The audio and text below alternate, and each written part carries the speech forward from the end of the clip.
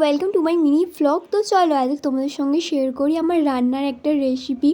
তো এটা আমি ফার্স্ট টাইম করতে চলেছি, আর মা তো আমাকে করতেই দিচ্ছিল না, তার এইটুকু চিকেন দিয়েই আমি করেছিলাম। আর আজকে আমি করেছিলাম চিকেন স্যুপ। তো প্রথমে আমি নিয়ে নিয়েছি ক্যাপসিকাম, গাজর, পেঁয়াজ, আদা, রসুন। আর প্রথমেই কড়াইতে জল দিয়ে চিকেনটা দিয়ে দিয়েছি, পেঁয়াজ দিয়ে দিয়েছি, আদা রসুন কুচি দিয়ে দিয়েছি, আর কয়েকটা গোলমরিচ দিয়েছি। তো চিকেনটা সিদ্ধ হয়ে যাওয়ার পর আমি এটা তুলে নিয়েছি বাটিতে, আর কড়াইতে আবার দিয়ে দিলাম গাজর আর ক্যাপসিকাম। তো তোমরা এখানে বিম কড়াইও ইউজ করতে পারো, আমার বাড়িতে ছিল না তার জন্য ওটা আমি স্কিপ করে গেছি। তো তারপরে ভালো করে নেড়ে ছেড়ে নিলাম।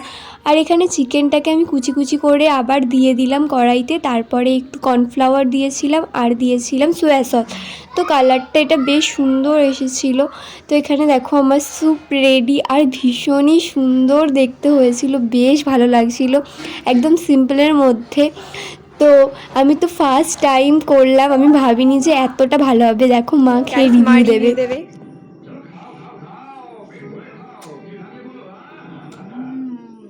ভালো হয়েছে সত্যি।